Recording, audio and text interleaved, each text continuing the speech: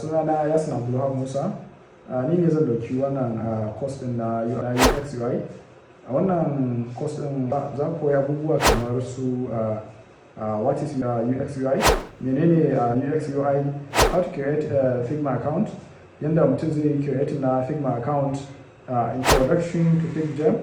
Wato FigJam shi ma wani bangare ne na Figma wanda mutum yakan yi amfani da shi wurin yin brainstorming da UX design, sai wireframing, sai user journey map, introduction to Figma file, 10 rules of UX design, 10 rules of UI design, creating button components.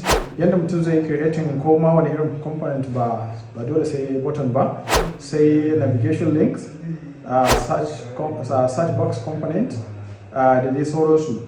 So ba iya waɗannan abubuwan za mu koyar a cikin wannan course ɗin na UX UI ba, za mu koyar da abubuwa da yawa kamar su hierarchy, su consistency, su typography da sauransu.